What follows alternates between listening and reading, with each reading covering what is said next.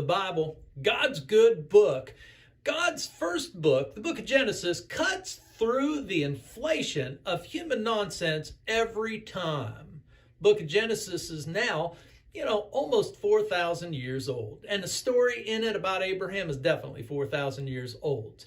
And from the very moment that Adam and Eve left that garden, we should have the impression that God is going to be using the gals in his great big plan to save the world. And so like Eve, Sarah, Abraham's wife, is the mother of epic proportions in God's plan. If you didn't check out last week, check it out. 2 yules for Sister Sarah. Well, anyhow, Sarah is going to die in Genesis chapter 23. And like her life when she was living, Sarah's funeral is going to involve some tears, some laughs, and lots of hope. That's just Sarah. Anyhow, Genesis chapter 3, the mother of all funerals. Come on in, let's check it out.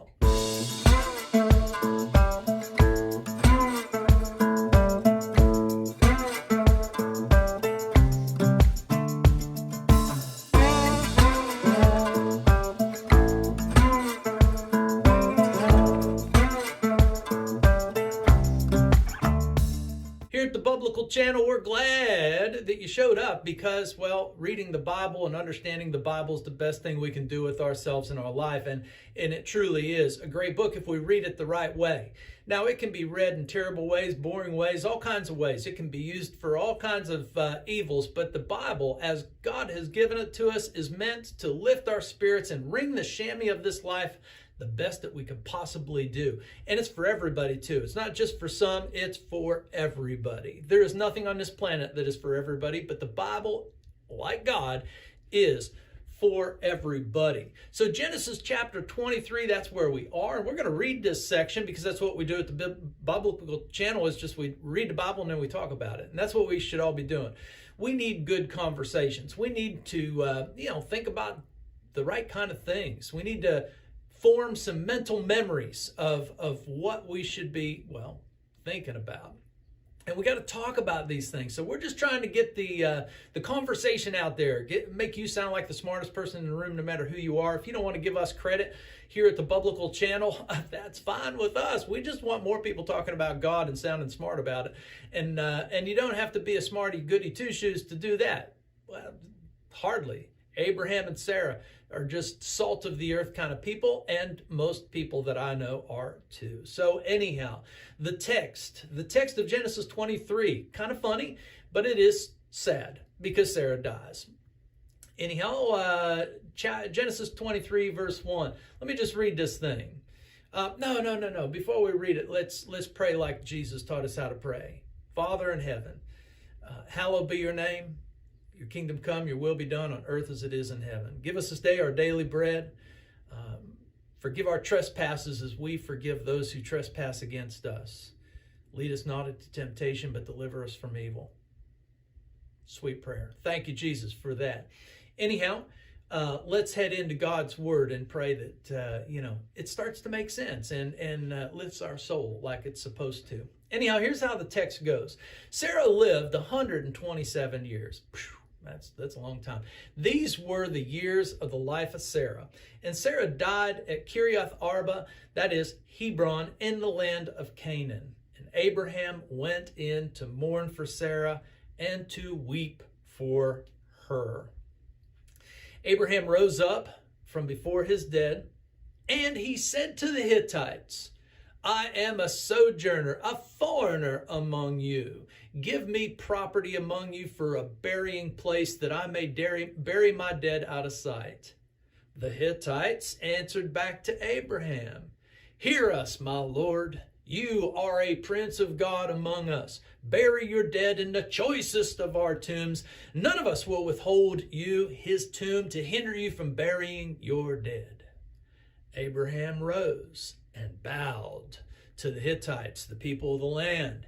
He said to them, If you are willing that I should bury my dead out of my sight, hear me and entreat me for Ephron, the son of Zohar, that he may give me the cave of Machpelah, which he owns, It is at the end of his field for the full price. Let him give it to me in your presence as property for a burying place. Ephron was sitting among the Hittites. And Ephron the Hittite answered Abraham in the hearing of the Hittites and all who went in at the gate of the city, "No, my lord, hear me. I give you the field. I give you the cave that is in it. In the sight of the sons of my people, I give it to you. Bury your dead." Then Abraham bowed down before the people of the land. And he said to Ephron in the hearing of the people of the land, "But if you will hear me, I give the price of the fields. Accept it from me, that I may bury my dead there." Ephron answered Abraham, "My lord, listen to me. A piece of land worth 400 shekels of silver. What is that between you and me?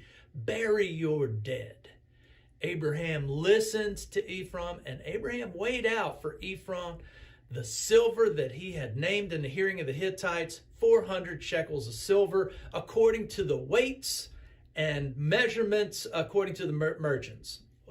So the field of Ephron at Machpelah, which was to the east of Mamre, the field with the cave that was in it and the trees that were in the field, throughout its whole area, was made over to Abraham as a possession in the presence of the Hittites before all who were at the gate of his city. After this, Abraham buried Sarah his wife in the cave of the field of Machpelah, east of Mamre, that is Hebron, in the land of Canaan. The field and the cave that is in it were made over to Abraham as property for a burying place by the Hittites. Praise be to God for his words. All right, so let's be honest. This sounds like a boring story. Well, and I suppose, to be honest, to our modern ears, we think everything is boring. We are a culture that demands to be highly entertained, and somehow I'd imagine that this story doesn't seem like it fits the bill. But this is an important story that reveals all kinds of good stuff, and it's us who need to change our mindset and absorb the great messaging that is going on here in this passage of Sarah's funeral. And Sarah's life has now passed. She lived to be 127 years, and we can see that biblically the age of people living are starting to come down into a much more reasonable time time frame of life that we're used to. 127 years, still stretching it. And there are some people, I think, that might live close to that long. I don't know who the oldest person that we know is living. Seems like $110, something like that. But nonetheless, Sarah and her story is worth our attention. And this is a critical moment because Sarah is the mother of God's plan, and she has died. And so it is a story that is memorializing her, and Abraham's job is to memorialize her. And God's job is to memorialize her as well because, that's what God does. So Sarah's life, let's just go back to the beginning. Sarah's life from Genesis chapter 12 until Genesis chapter 23 right here has been very clearly set up as that she is the mother of God's plan, that she was going to give birth to a babe in her old age, which certainly made her laugh several times in the storyline. It also frustrated her, but now she's had the baby, and she's seen the baby grow up. I imagine Isaac might be close to 40 years old now, and something in that he's in his 30s. But Sarah's life was huge in the very plan of God, because Abraham and Sarah were called out of their land to go into this land of Canaan, because God had promised Abraham that not only was he going to make his name great, but that Abraham himself was going to be the source of God's blessing for the whole entire world. And God's plan from the beginning that we saw with Eve and Adam and Eve was to use a mother, to use a mother's son, to use the storyline of the gals to actually bring about God's great big plan to crush the head of evil once and for all. Well, the text moves quickly into, Abraham's position. His wife is dead and he is in mourning, which is what we expect to see. Abraham and Sarah were close, and they set off on an epic journey. I love it. I just married somebody recently, and we talked a lot about how marriage is a journey, a new partnership that is formed, something brand new that comes out of two is now one, and a great marriage is what Abraham and Sarah had.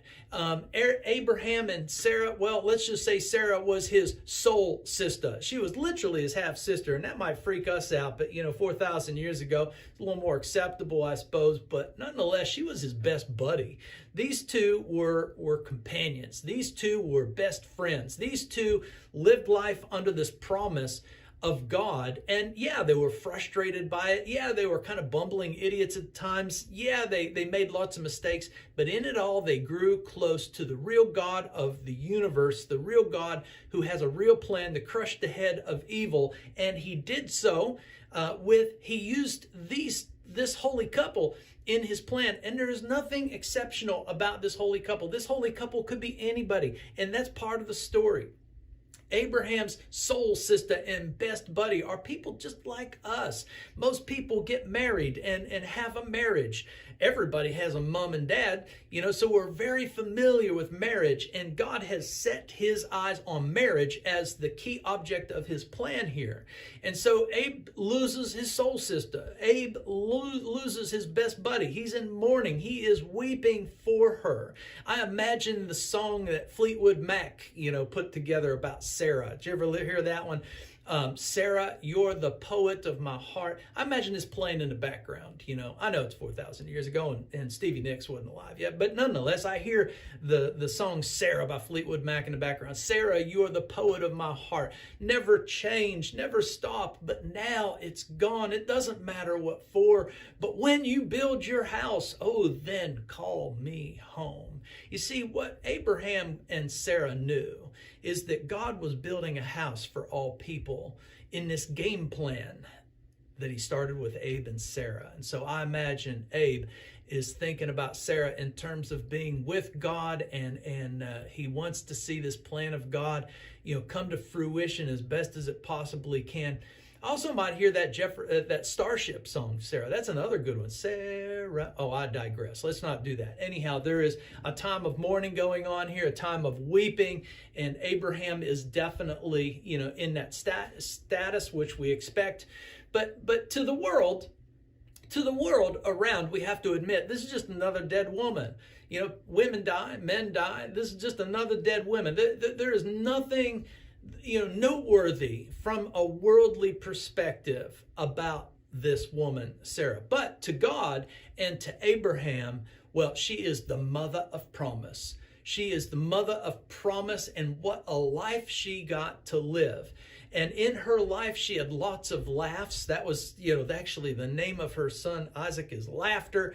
And many moments that Sarah laughed with God, laughed at God, laughed through tears as well. And there's lots of love in Sarah's life that she lived. This is the God of the Bible. The God of the Bible, that's what we all need, because the God of the Bible is the God who takes ordinary people, and he has a profound interest in the ordinary and most ordinary of all people. That's what makes the Bible so extraordinary. So if this story seems boring, let's just remind us of one simple fact. We're all boring. That's our problem. We need real excitement. And the real excitement that we need is really God. And so this story, is transformed from the ordinary to the extraordinary, because God's got his hands all over this. And that is particularly enlightening for us, because that is the way that God wants us to understand our relationship with him is that we are ordinary, but in God and with God, we are extraordinary. The God of ordinary people, that's what's going on. Sarah is the mother of God's promise, and yet she's such an ordinary person, making all the ordinary mistakes that people make. And God made, as we talked in the last talk, God made his two big Yules of celebration for the world that we actually still celebrate, Christmas and Easter. These two Yuletide celebrations, well, they start with Sister Sarah. And so she truly is the mother of God's promise that will manifest itself in this story and take shape in the form of Jesus Christ in his death and in his resurrection and his birth. And we memorialize those things, those two big Yules in Christmas and Easter. Well, this is all, initiated really, well, you could say with Eve, but with Sarah as well. And when it comes to the gals, do remember that the Bible is often portrayed as being misogynistic. It is not. That is a terrible reading of the Bible. God's great plan involves the women. So we move from Eve now to Sarah. Sarah, we're gonna find Rahab takes an unusually large spot. Ruth, Hannah, Tamar, Esther, Bathsheba, Elizabeth, and then finally, of course, the big gal in the storyline, little Mary. But these are all women that God has set his plan of saving the world on their shoulders. He is participating. He is partnering with the women in his great big story for the world. Anyhow, we got to move forward. And let's move into what seems a bit unusual, because Abraham rises up from before his dead, and he does something strange. He heads straight to the Hittites, straight to the Canaanites, and he pleads to buy a piece of property. And then this episode of buying this property kind of turns into a comical episode of its life, which in some ways is a memorial of Sarah's life. Because remember, Sarah always found it to be hilarious in a number of different ways that God was going to have her have a baby at an old age, that her and Abraham, that were well past, baby giving ages are going to give baby to this world. Well, anyhow, when Abraham rises up before his dead and goes to the Hittites, we got to see something that's going on, and that is Abraham has a laser-like focus on God's promise of this land to his descendants. He hasn't given up. No. He has a laser-like focus. It's time to buy property, which might seem a little bit odd. And so this story breaks out of Abraham trying to buy this piece of property in Canaan. And the humor behind it is that this is the land that God has promised to Abraham. But clearly Abraham doesn't own it. The Hittites, the Canaanites, they own it. And God even told Abraham, you're not going to own it for 400 years, which means you're going to be dead and gone by the time this all heads out. And it's very important to see that Abraham is still focused on it. He has not given up on God's plan. And let me tell you, when that baby was born, of all the things that happened, when that baby was born, Abraham knew that God was for real. And we should know that God is for real. When that baby is born, that tells us this God is for real. And he has taken an active interest in people that's just like us. So anyhow, to Abraham, though, this land was the future. This land was the future. It was God's future. And he's going to buy some property, even though it's a seller's market, even though it's the kind of market that actually the Hittites, they don't want to sell. They don't want to sell at all. The reason why they don't want to sell is because foreigners in a foreign land typically are not allowed to own land except by some sort of marriage covenant. And so they simply don't want to sell to Abraham. Now keep in mind too that they do like Abraham. Abraham's been sojourning, as he properly says, I am a sojourner and a foreigner among you. But please do me the honor of giving me property among you to burying my dead. So Abraham pitches, he puts a sales pitch together. I'd like to buy some property. And it's very clear here that the Hittites, particularly Ephron, the son of Zahor, he doesn't want to sell.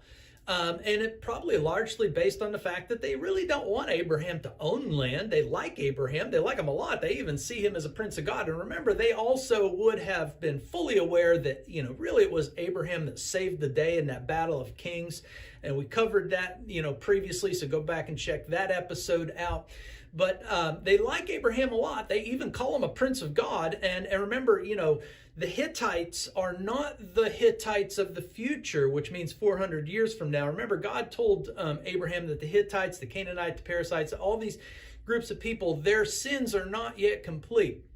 But we can also see through history and through the biblical lens that not all Hittites are Hittites in the same way. There's still a good batch of Hittites at this stage in the game, and that is why God is not going to allow Abraham to own this property for another 400 years, because the sins of the Hittites, the Canaanites, and whatnot, they're not complete. And these people are, let's just call them, they're just good people. They're probably God-fearers. They're probably in with God. They're okay with God. But they still default back to their position. That is, they don't want to sell land to Abraham. They don't mind him being there, but they'd like to keep the ball in their court, so to speak, unless he marries into them or, and Abraham's not going to do that. But he wants to buy this property.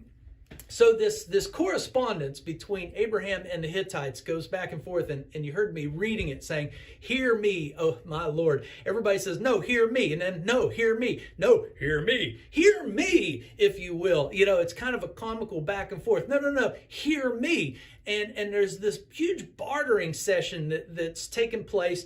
And really, it's a scene of exaggerated flattery and exaggerated humiliation. Abraham's going to lower himself, and the Hittites are going to try to elevate Abraham. They're calling him. This is kind of a nice scene, but Abraham keeps pushing the envelope so much so that he kind of wears them down.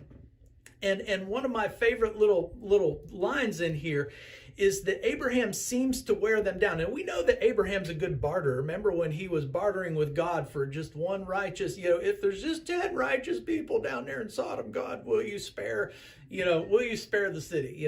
But Abraham is a barterer by nature, and he has got on his mind, he is buying property. And when he actually gets the deal, we're going to laugh. Okay, but anyhow, Abraham has worn him down. Ephron, finally he says this. He says, "My Lord, listen to me. A piece of land worth 400 shekels. What is that between you and me?" See, at this stage in negotiations, the Hittites and Ephron in particular, they're just trying to give Abraham a burial plot. They're like, "Hey, just bury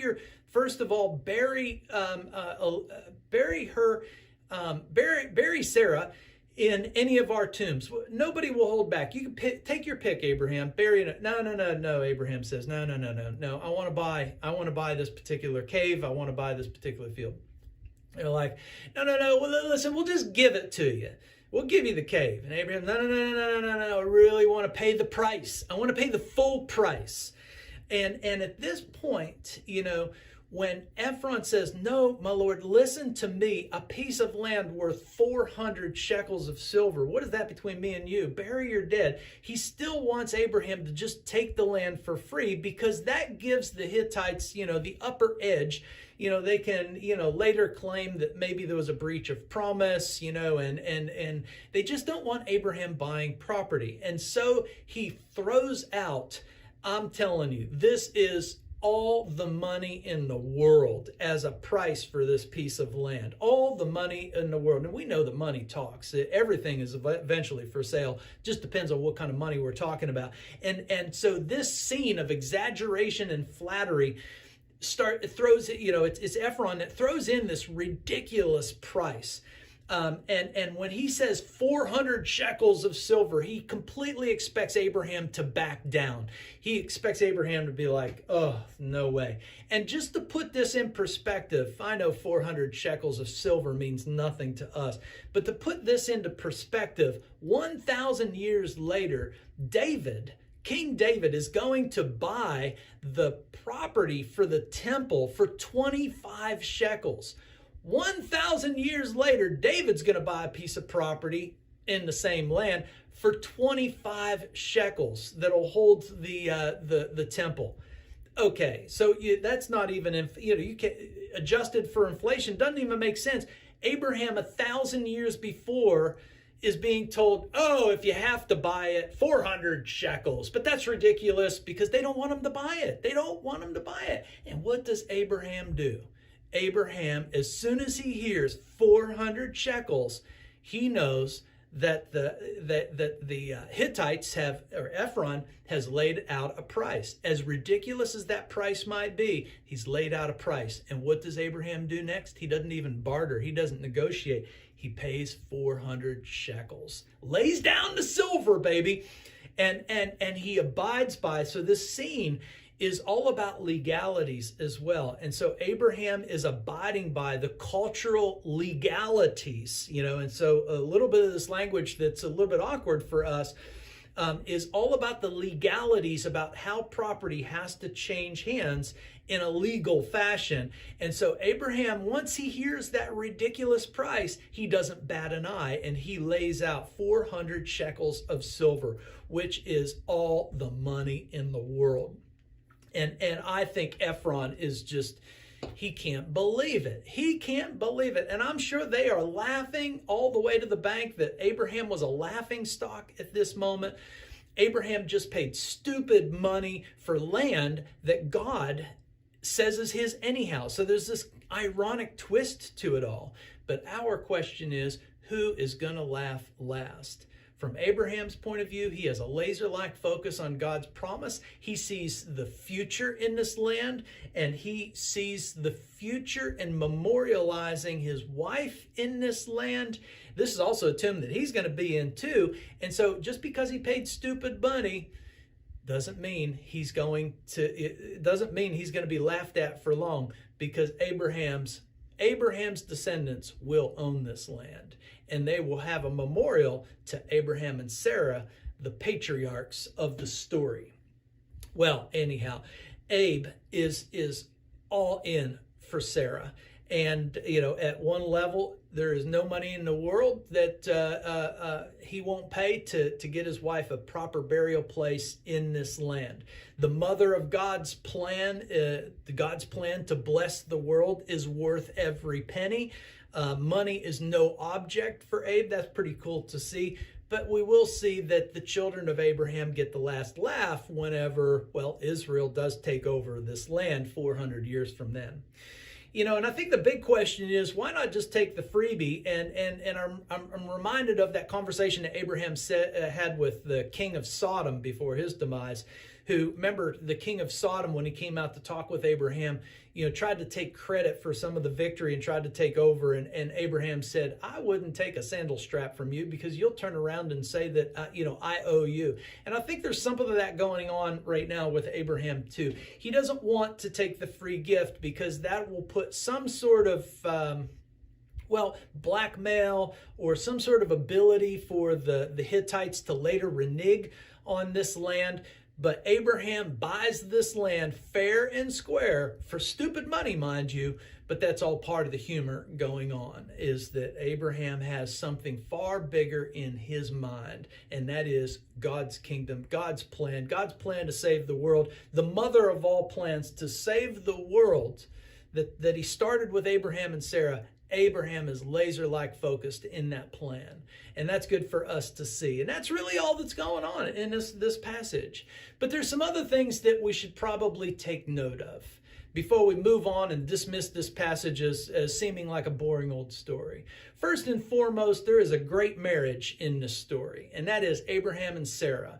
And great marriages form the biblical backbone of God's plan to redeem the world, to save the world. Center stage of God's great big epic plan is a marriage. God's gospel in of itself is a marriage between people and God. And at center stage here is a marriage. And marriage is so important to God. The Bible holds up marriage like no other book, no other religious document, because God himself is the author of marriage. Marriage is God's idea, and marriages are going to truly be the center stage for God's plan to save the world. Even today, your little marriage, my little marriage, your mom and dad's little marriage, they are the center stage for God's plan to save the world. God is going to save this world with good, godly people and good, godly marriages. The other thing that we need to see is just simple faith. Faith is all over this story. For all intents and purposes, Abraham seems to have every right at this point in the story to just give up, heads down. That God's promise of a great name and a nation and land and a blessing for all peoples hardly seems to be working out, I mean, nothing really seems to be coming together except Isaac, the son, and that seems to be enough for Abraham. He really does seem to, be 100% focused on God's plan. And the only thing he really got to see was a son born to Sarah named Isaac. And Abraham just really seems to dig in here because of one thing and one thing only, and that is Abraham sees the future in God's promise. Abraham sees the future in God's promise. Even if he sees nothing else, he's a man in full. If the only thing that Abraham got to see was, the moments that he had with God and this son that God brought about miraculously, then Abraham is going to die a man in full. Abraham is 100% sold out on the very promises of God. Even though he's not going to see or realize them, he is 100% sold out. He is a man in full. And I think we all could take lessons from that. We all should feel like we are men in full, women in full, that we have lived a good life and we have lots to be thankful for. Well, anyhow, the other thing that I think we can see here is that, at first glance, it doesn't seem like God is even at this funeral because God is hardly mentioned in it. But that would be a huge mistake if we didn't see God in this funeral. God is in this funeral because Abe's story is our story. And when Abraham buys a plot for his wife, Abraham buys the plot for his wife, without having fully received the promises of God. And when we buy our tombs, when we buy our grave sites, when we make our plans for the crematorium or whatever our plans are for our funeral, when we make those funeral plans, we are no different than Abraham, and that is we are looking to the promises of God. We're looking past our death, and we are looking to the promises of God to be realized in full at a later time. And so God is all over this funeral. It is completely theological because Abraham is still a man of faith as he buys this burial plot for Sarah, just like we are. Well, anyhow, then I think we too have to notice that from Jesus' disciples' point of view, they always look back to Abraham as a paradigm for all of our lives. Because Abraham in the book of Hebrews tells us that, Abraham lived in tents. He was a sojourner in a land. He was a foreigner in the land. He was a stranger, and he was essentially a nomad. He had nothing in this world, no investments in this world.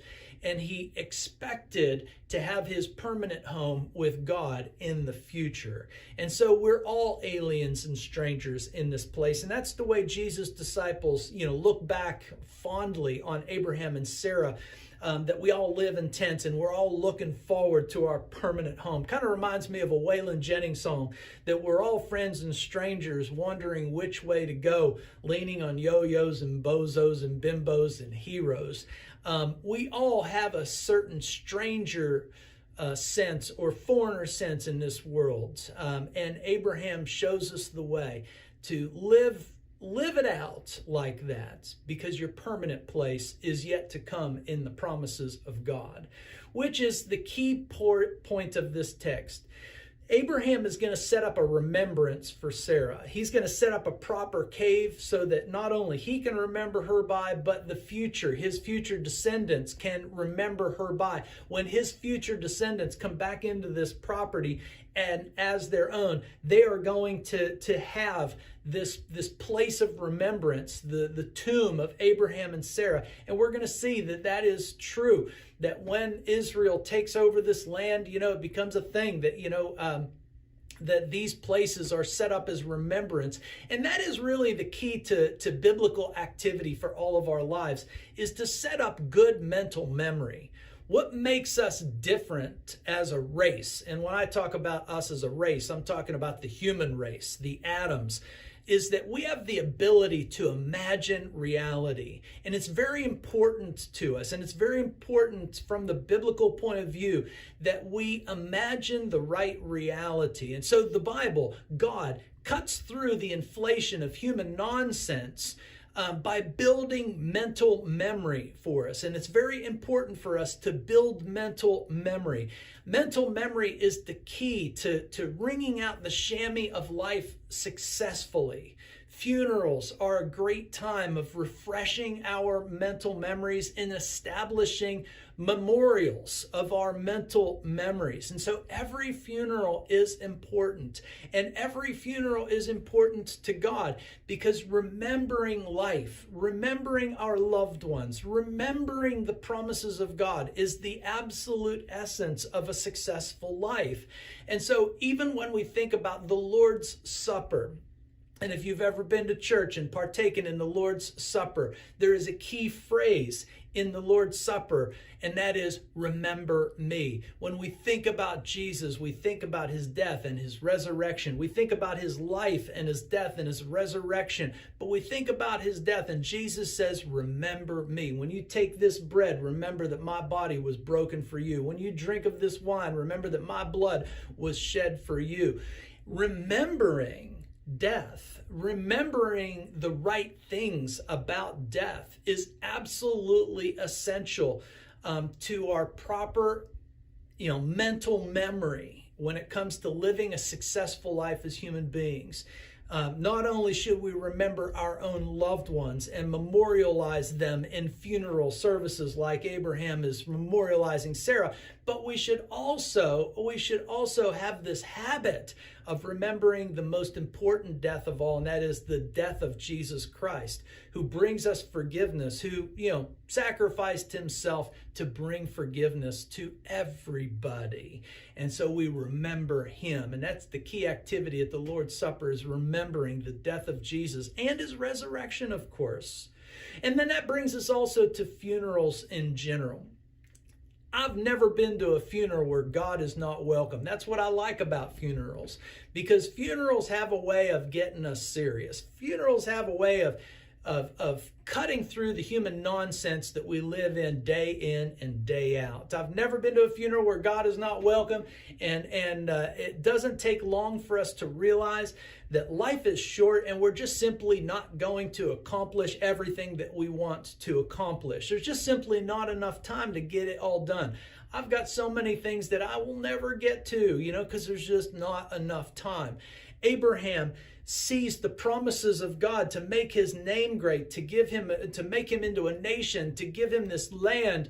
All of this, none of it's coming to fruition in his own lifetime, but it is the absolute fabric of his existence to remember that there's a much bigger picture at play here. And establishing our mental memory, based on God's promises is part of the illumination of this story. Do what Abraham does. Look forward at a funeral to the very promises of God. The tension here 4,000 years ago is that so much seems to be undone, but Abraham is a man in full. He is satisfied with God. The world needs saved. There doesn't seem to be enough time, but yet this passage here reminds us to slow down, take a cue from Abe, trust that God is working all things out. God is very trustworthy. It may not seem like everything's getting done the way you want it to get done, but God is in control. And take stock in that. Have faith in that. Build your trust. Build your love for God on the fact that God can work everything out. And He always works everything out, even what we seem to be, even what we look at and don't think that God worked out. God is working it out. And Abraham knew that. And He provides to us the paradigm of having that kind of existence, that despite all of the things that seem to be undone, God's going to get it done. God has time for every single funeral because time itself is God's. Take a break, relax, take a chill pill, and build your mental memory correctly to get through this life. Yeah, Abraham is sad because he doesn't want to lose his wife, his partner in this great, life that he's had with her. But he's also known as the Prince of God to the Hittites. So Abraham knows that his successful marriage to Sarah has also made an impression on the Hittites around him. And we ought to take stock in that too. Despite all of the things that seem to be undone, when we live a godly marriage, we actually make an impact. And we are making an impact, and we will make an impact. We just need to stay the course like Abraham does. We need to build our mental memory like Abraham and Sarah do, and trust in God fully. All right, well, that's what we got for Genesis chapter 23. Thanks for hanging out, and we'll catch you next time.